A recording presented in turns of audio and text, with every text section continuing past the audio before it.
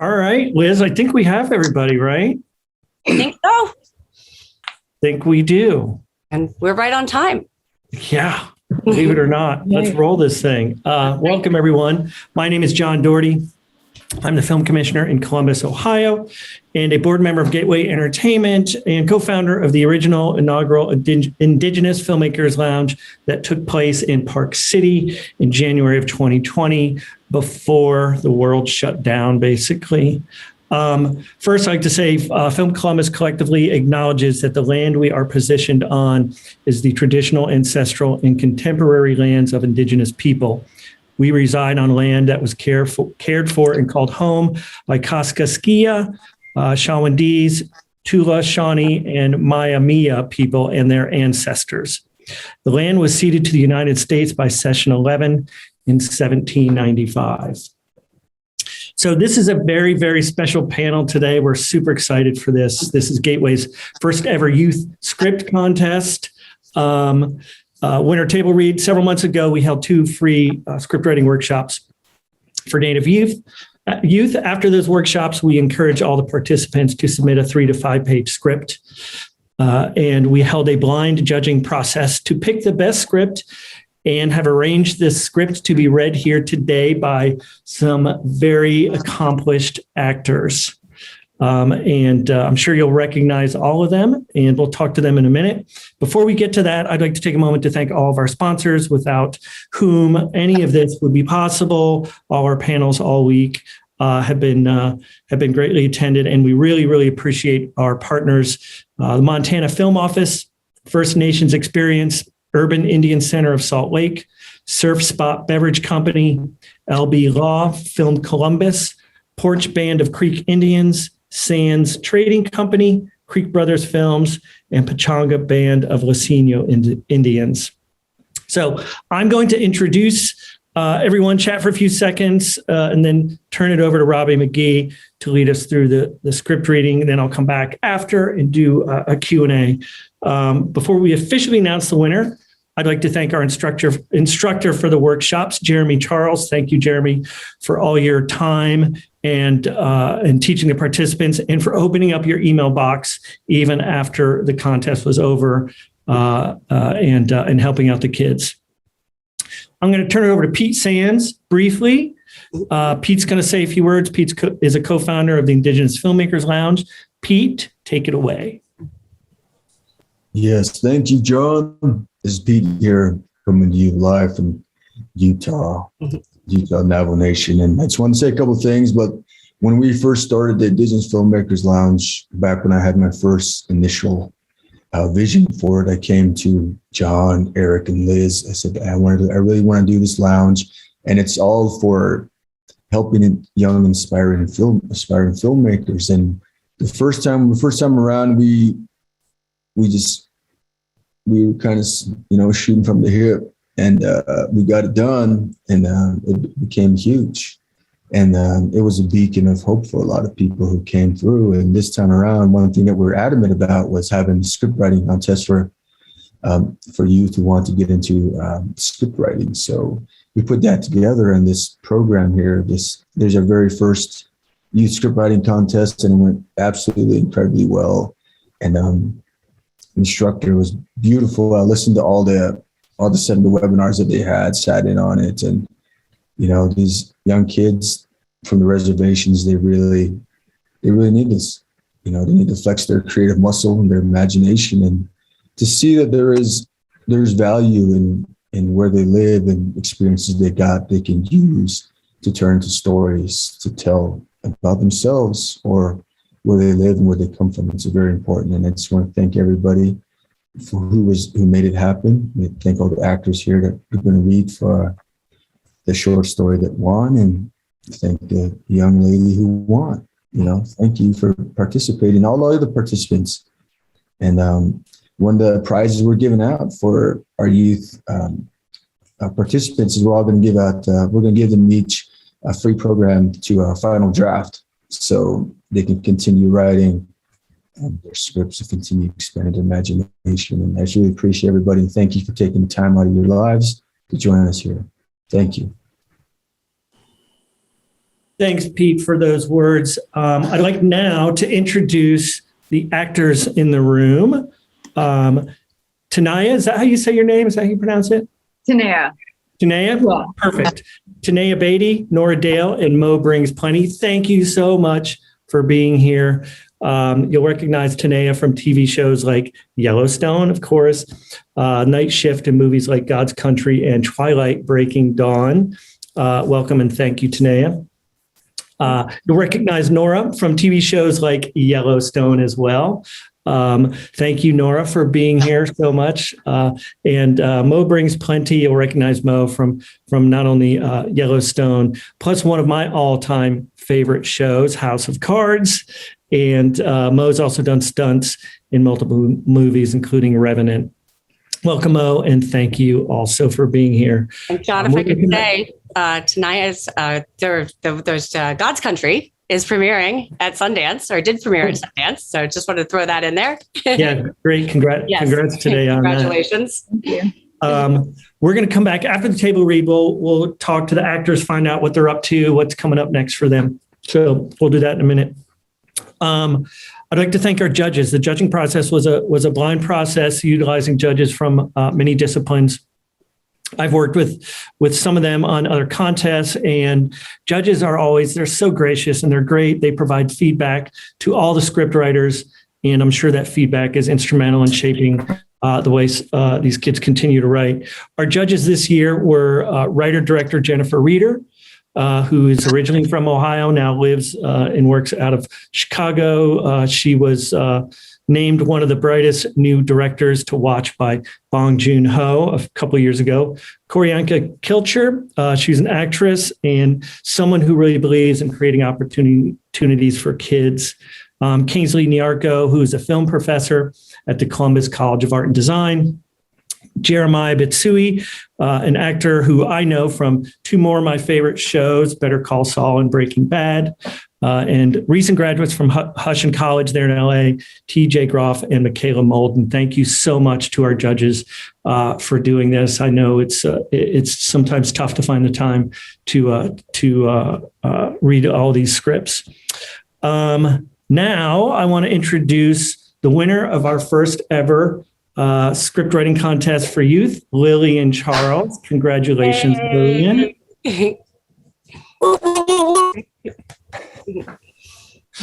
Lillian, let me ask you a quick question. How old are you and where are you from? I am 14 years old and I'm a Cherokee from Tulsa, Oklahoma. Nice. We're going to come back later with more questions, but one more question before we really get into it. What do you think of all this? It was really surprising that I won, honestly. I believed in my script, but there were so many good writers that I met in the workshop. It's an honor to be here, and I thank you for the opportunity. Oh, it's great to have you. We're super excited. It looks like we may have lost Mo for a second, so let's stall while we wait for him to log back on. I'm going to turn it over in a minute to Robbie McGhee, who's vice chairman of Creek Indians Tribal Council. He's going to lead us to the table read. Is that information correct, Robbie?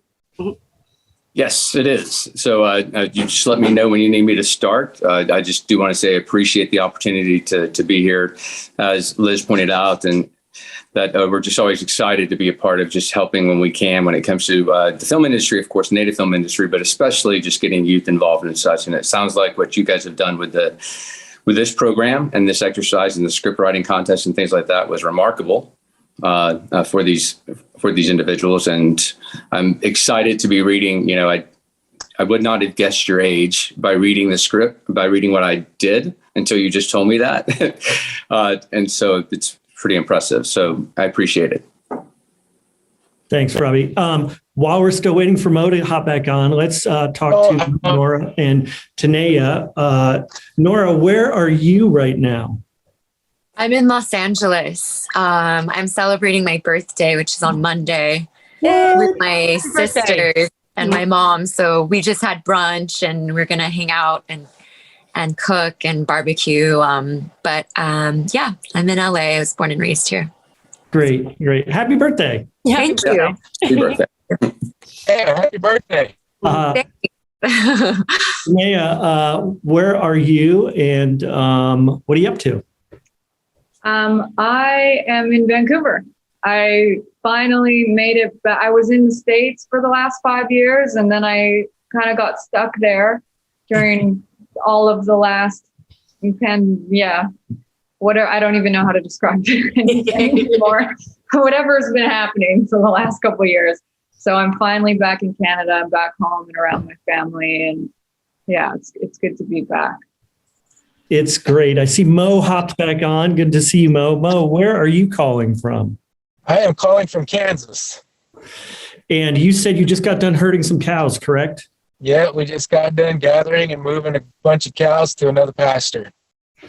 Right on. So while we got you, while you're sitting here, I think I'm going to turn it over to Robbie, and he's going to start, and we're going to read through the script, and then we'll take some questions and talk to Lillian some more. So Robbie, I'm going to turn it over to you.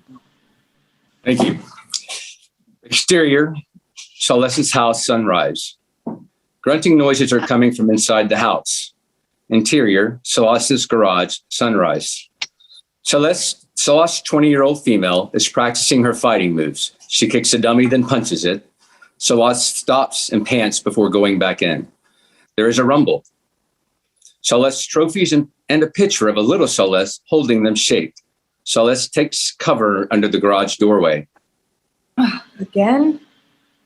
The earthquake stops. Celeste goes back into the garage and grabs a towel to wipe her sweat off with.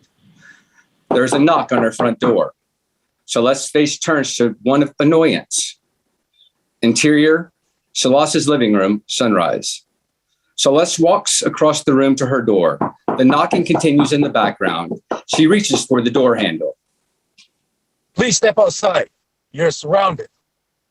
Celeste freezes. She warily grabs the doorknob. Interior, exterior, front porch, sunrise. Celeste opens the door. She is on edge. Outside is an officer, male, early 30s, in uniform. He is flanked by 2 guards with guns.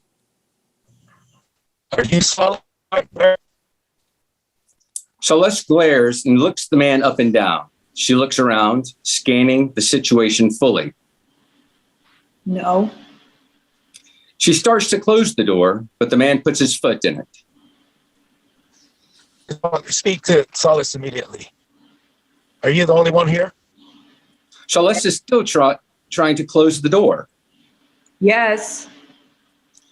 The officer reaches forward and puts a small sticker, small and black, onto her arm before she can react.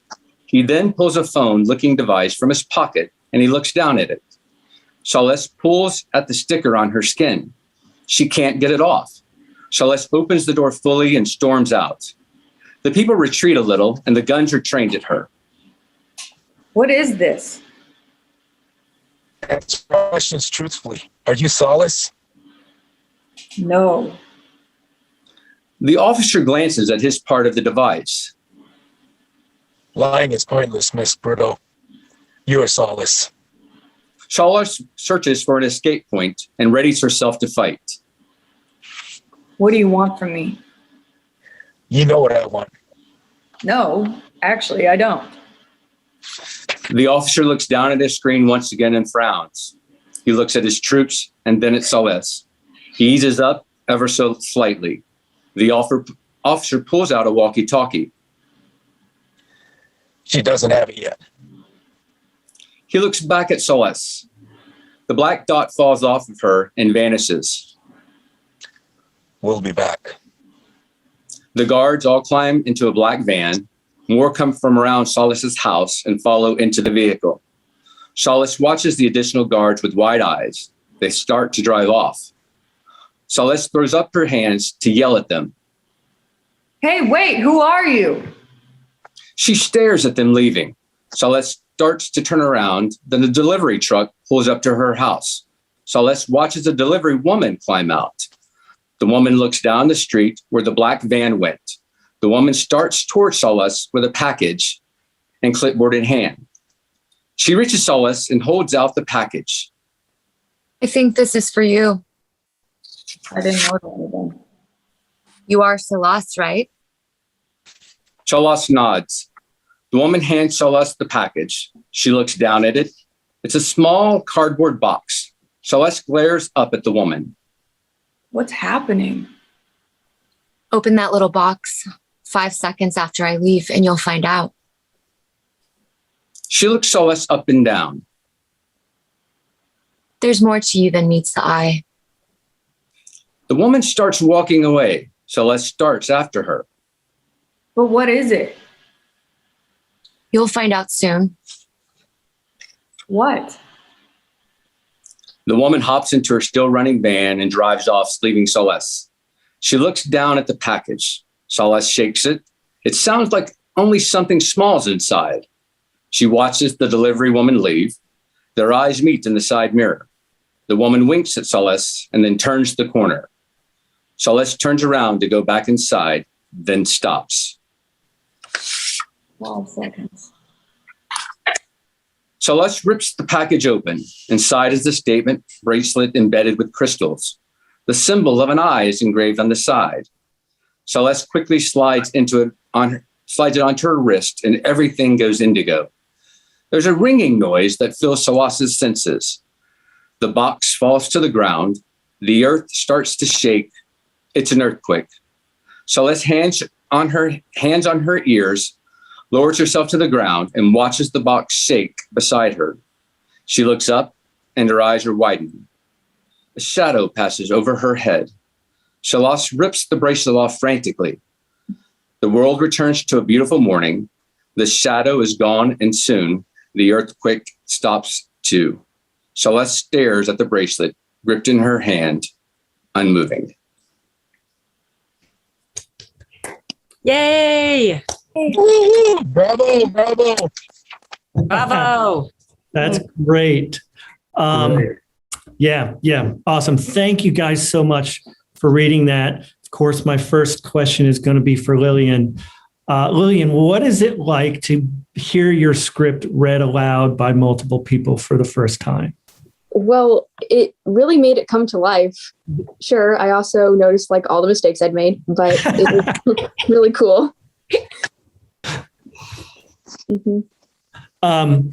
Great. And as you listen to it as the writer, I'm sure you have things going on in your head like, wow, wouldn't it be great if I added this or something like that? And as we're sitting here listening to it, I think all of us and everybody watching is like, well, what's going to come next? It makes us wanting more. So what are you going to do to give us more of the story? Are you going to continue writing this? Are you going to start a new story? What's going to happen? I would probably start a new story, but if this one was to continue, I'd envision it as a probably adventure movie, sort of. Oh, that's great. We obviously love to hear more about this character and watch this character grow. Liz, what as a producer, what do you think of this movie, and how would you proceed with it? The thing that struck me the most is how visual you are with your descriptives. And, oftentimes we look for a lot of dialogue because that's something that, gives you your character sense of who they are. But your narration is really, really good at painting a picture. And so I think it was you did extraordinarily well with I can see the world you created, and you did it in 6 pages. So that's really impressive. And we often use these table reads to do kind of just what you were saying. You saw things that you would want to change. We do them to flesh out what works, what doesn't.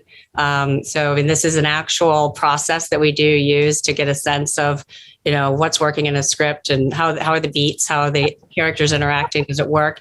And I gotta say, you nailed these 6 pages. You nailed it. Like, I want to know what happens to Solus after this. So I am definitely left wanting more, which is great. And that's exactly for someone like me who reads a lot of scripts. That's exactly what you want. You're like, I gotta know what happens in the story. So I'm intrigued, which is well done. Thank you. Lillian, where did this story originate? And, when did it enter your head? How did it enter your head? And then, how did you start to write and get it on paper?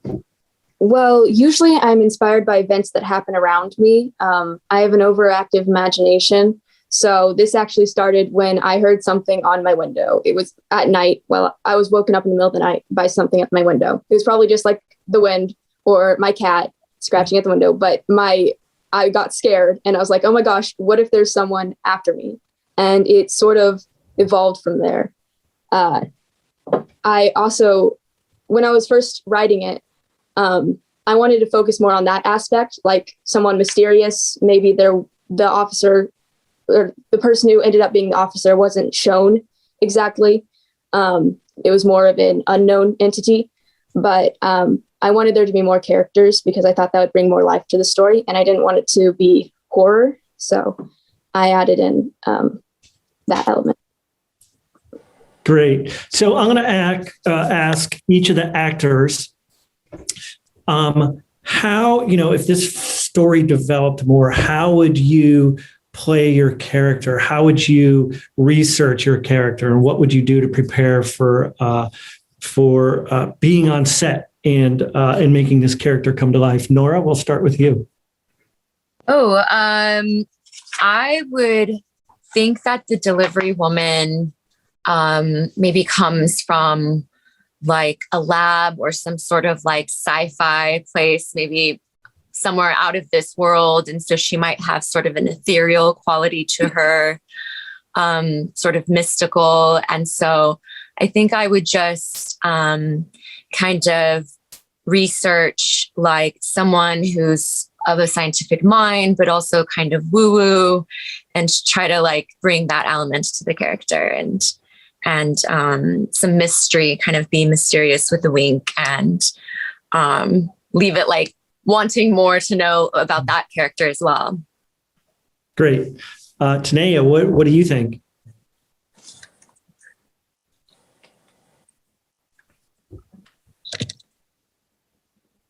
Oh, I think she's muted. Let's see.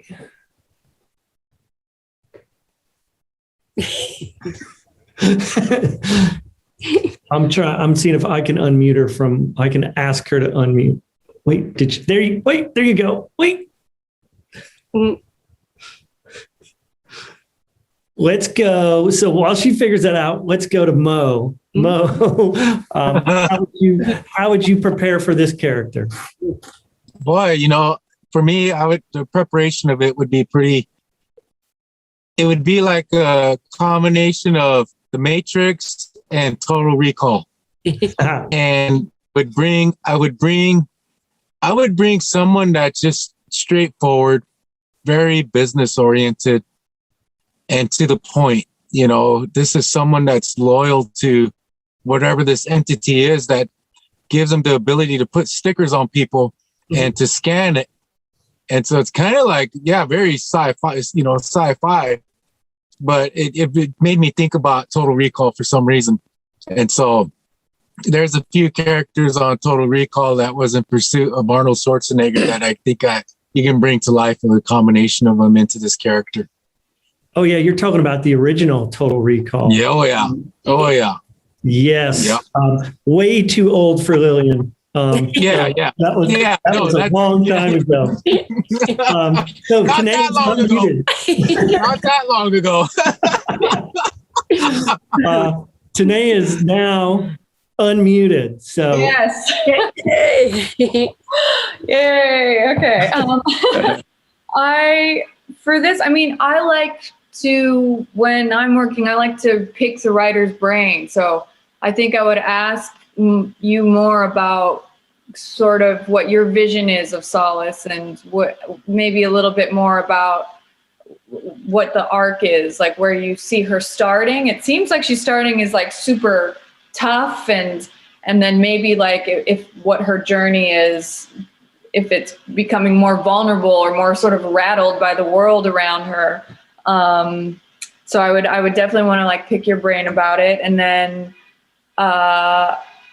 also she sort of yeah, I think I would also probably watch like some Matrix or watch some like sci-fi stuff and kind of get into that mindset. I like, you know, to sort of be immersed in that type of world. And yeah, and then from there, just imagination. She also seems like a pretty physical character. So yeah, maybe do some boxing or something for fun. You know, back to the, I want to ask one more question of the actors before we go back to Lillian. So when you're preparing for a role like that, do you do a lot of your research? Do you read? Do you watch movies like you all mentioned? A combination of the two? Do you go to interview somebody who's in that position? How do you each prepare? Mo, let's start with you.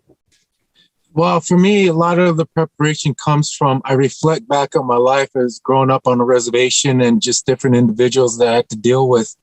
And from teachers to other folks in our communities. And I try to bring each of my characters, I'll nab a little part of each one of those individuals, whether they were influential to me in a positive way or even in a negative concept too. And like in Yellowstone, when I prepared for the particular scene where Casey and Mo went into the house and searched for his son, I actually have my brother. I have a brother and a good dear friend of mine who is in law enforcement. And so I was getting some pointers and proper holding of the weapon, you know, how would officers so yeah, we would interview different individuals, you know, it all depends on what the scene is in preparation for it. We'd like to talk to people who live it and do it on a daily basis, so you can start picking up those little movements that separate you from just something that you're just trying to create yourself. You know, you bring more natural ability into it. Yeah, it's all in the details, right? How you would hold the gun, how that's what sets you apart. Tanaya, the same thing. You know, how, do you read? Do you watch? Do you interview? All the above. How does that work for you? Yeah, I'm a big fan of just throwing as much as I can at the wall, like, as you know, doing as many different things as I can up until the day. Because sometimes you just never know what your in will be into a character. For example, kind of like what Mo was saying with Yellowstone, it was important to actually go and ride horses and be around different cowgirls and cowboys and observe the way that they are and the way that they move, and also look, you know, think about things from my own personal experience or from my history that sometimes you're pulling from. Or yeah, sometimes it's watching a lot of different movies, which can be fun, and telling yourself that you're working. A lot of research. No, but no, it's really just anything. And then sometimes you get there and you're on the day and you discover something completely new because you're interacting and it's so collaborative. Filmmaking, which is sort of my favorite part of it. So yeah. All of the above. Great. Nora, how about you? I've found that kind of if the writer hasn't given me much of a backstory, if it's a small role especially, to write kind of a backstory for myself in the form of like journaling and creating some movement. So sometimes creating like a space where I can sort of act out situations of that character, do some blocking like in my hotel room or in my room, lots of like having like imaginary conversations with like other characters. And so I think a lot of it is just like homework. It's playing around. It's, you know, using different voices, different costumes, different mannerisms to kind of see what fits the character. And it's a lot of embarrassing stuff, like playing around, like in class, you know, and just not being afraid to fail, because really in failure, it's where you discover parts of yourself that exist deep within your psyche, but that come out and then give life to the character. You know, that's really great advice too, you know. Oh yeah, go ahead, Mo. Yeah, I just want to add to what she's saying as well. But what I found for myself is that I allow myself to be vulnerable. Mm. And, because and when I first started, I saw myself as trying to be this tough guy all the time. And I never felt like I was really growing. But the moment I start allowing myself feel vulnerable to the very character that I was portraying, then I felt this growth, and I start to begin to feel more confidence within and then believing in this character myself. Mhm. If that makes any sense. Oh yeah, Yeah. it totally makes sense. And I think, again, that's great advice for Lillian as she continues to write and develop characters, in letting yourself be vulnerable, and then getting out of your comfort zone. Nora, you alluded to that. Getting out of your comfort zone. I say this all the time to upcoming filmmakers and writers. That's where you learn. You learn the most when you're outside of your comfort zone. So, Lillian, what are your thoughts on how these professional actors approach their characters, and how do you think the next story you write, you're going to incorporate some of these ideas? I think that they're all really great ideas to try to become one with the character and get into their shoes. I would like to try to feel like more vulnerable, I guess, and go out and search for experiences that those characters might get themselves into. While being safe. Yes, while being safe. No, and Nora said this too, like journaling, like becoming that character and creating that backstory, and that just really solidifies that character in your mind as a writer, and really helps you visualize what they're going to do and say. So I think it's great advice from all the actors. Lillian, so what's coming up next for you? When's your next story? When's your next short script? What can we expect? Well, actually, I am working on a song at the moment. It's going to be in Cherokee. So I've been working on that with my producers and the translators, and it's been super duper fun. That's awesome. Yeah. Wow. Multi-talented. I guess so. My goodness, good for you. How long have you been making music? Well, I started I've been singing like all my life. I've always loved it. I don't know how to play any instrument very good, so a lot of times I focus on the melodies and I just write whatever comes into my head when I'm writing a song. So it's hard to say definitely when I started, but I've been singing and sort of writing down whatever comes into my head for a really long time. Great. Good for you. Keep it up. Liz, so why is it important? And I don't know if Pete wants to jump in here in a little bit, talking about why programs like this are important. And for Gateway Entertainment, why do we do this? Is a simple question.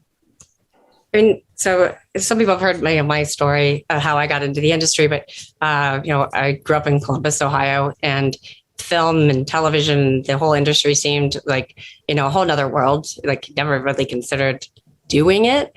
And then Jodie Foster brought Little Man Tate to our town, and they happened to film at a motel that my dad was the day clerk and my mom was the accountant, and I worked there on the summers. And so I got to spend a couple of weeks watching them transform this motel in Columbus, Ohio into a Florida motel, and the magic of Hollywood.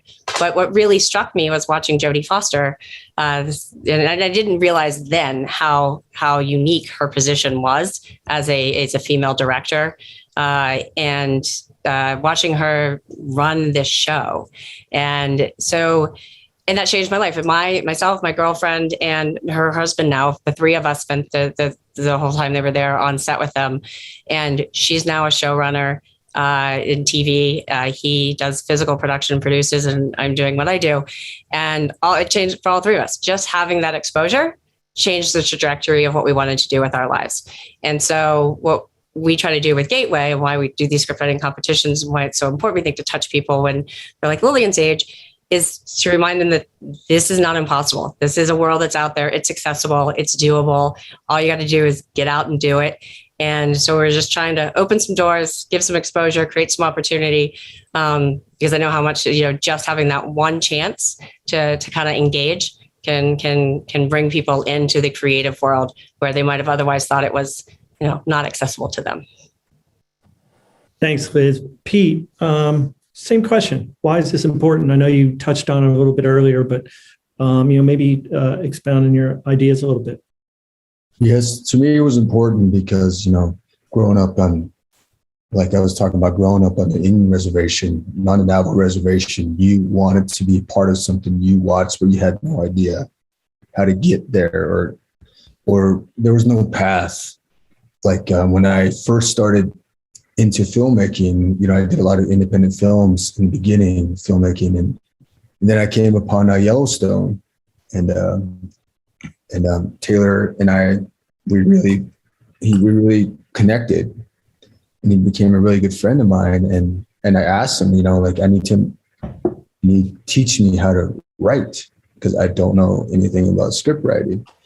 And at the time, he was when we were first shooting the first seasons of Yellowstone, there was no program for what I wanted to learn. Like when I asked him, I want to learn more about filmmaking on a bigger level, and he just said, just go to set anytime you want and learn and talk to everybody. It's the only way you're going to learn is by doing it. So, and script writing, when I stayed at his house, I used to read all the scripts he wrote, and I would ask him, how did you start this? And one of the biggest advice he ever gave me is never start a story that you don't know how it ends. And so, that's one thing that I took from Taylor, was he always told me that, don't start something you don't know how it ends, but then you're just going to beat yourself to death trying to figure out an ending to something that doesn't have an ending. And so, he always, he's a wealth of knowledge, that's what he was for me. He was a mentor, he was a brother, and who better to be taught by how to write scripts than by an Academy Award nominated writer. And to me, that felt like I needed to give back somehow to young natives. Like, I wish, back when I was 14, 16, 17, I wish I had something to help me start earlier on this path to filmmaking and telling stories. So to me, that's what's important, is to, you get to a certain spot where you can help others, is that you should do that. It's only part of being a human, and it's important for people in all cultures to tell their own stories. No matter what culture you come from, that you represent yourself and help others. Once you get to that level, when you're able to help others come up. And I'm glad, I've known Mo. I've known Mo for a while. He's a good man. He's got a beautiful smile. He's got beautiful hair. But yeah, it's been a while since I've seen Mo, but we've all, we owe a lot to Yellowstone, and that's where we learn. If Taylor never opened his heart and opened his house to me, I would have never learned any of this stuff. So, and it's my duty to help create something for others to come through, and I think that's why this is very important. We got to keep it going, what we're building. Awesome. Thanks, Pete, for those words. Those are great. And we talk about this when I talk to Liz and Eric and Pete, you too. We want communities to tell their story their way. There's a community here in Columbus called Linden, and we've done a few panels on a project that happened there. And it's a rough neighborhood, and all we hear about on local news is how rough Linden is, and how there's violence, and the residents don't want to, that's not the story they want to tell. So we gave them an opportunity to tell their story their way, and created a beautiful short doc that we screened. And it was great. And they're going to continue to tell stories. And we have Nationwide Children's Hospital came on board as a major sponsor, and going to continue those stories. And it's just opportunities like that I think are important to give kids like Lillian and other kids out there who want to, take this up as a profession. And, it's creating that path, which is important. So, well, I think with that, we're going to begin to wrap up. Liz, do you have any other things you wanted to say? Well, actually, I just asked for Robbie. Did you want to say a few words before we wrap up? Just thank you for the opportunity. I have to admit that I didn't know there was so much work that actually went into the screenwriting itself. Here I was reading six pages, and there was a lot of it. I have to say that you did a great job of the detail, and I was actually able to understand what was going on. I mean, I read it already. Of course, I practiced a lot, but what I'm saying is the fact is that I was just in. I knew exactly where. I could see the scene in my head, and such. And so I thought you did a great job with that. And I was excited to figure out where it goes after this. I have so many ideas of what after you read it so much. And but I think it's a great opportunity that what Gateway does and what Pete does and others do, just especially allowing the opportunities for these young screenwriters, as I stated before. I think it only instills this another path. What Liz was pointing out is you just need to see an opportunity somewhere. And once you're able to see the opportunity, you actually know then that you are able to, I can do that too. I can do that as well. And that's one of the things I think many of us, especially as our, young kids and children on the reservations and things like that, or in our communities and such, sometimes cannot see past that. And that's unfortunate. But I think it's, individuals such as everybody on the screen here, that you allow them to see outside of that scope, and sometimes that's what's needed, just someone to look at. So I appreciate all of you, and thank you for all that you've done, you do, and what you've allowed me to do. So thank you. Thank you, Robbie. We couldn't do it without the support of folks like the Poarch Band of Creek Indian. So thank you, because you've been a major supporter of ours through all of this. And I know how much you work with the youth and give back in your own community. So appreciate your support. Just want to say to Lillian, thank you so much for your creative mind and for sharing it with us. And we, as you can see, everybody wants to know what happens next with Solace. So while you may have another story, you're going to leave your fans wanting more if we don't get to find out what happens to her, which is a great thing. I mean, as I said at the beginning, one of the things when I first read Taylor's script for Wind River, one of the things that really struck me was how well he captured the community. And at that point, I didn't know who he was. He had not blown up with some of his early scripts that he had written. And I was like, who is this guy? Like, who captured this universe?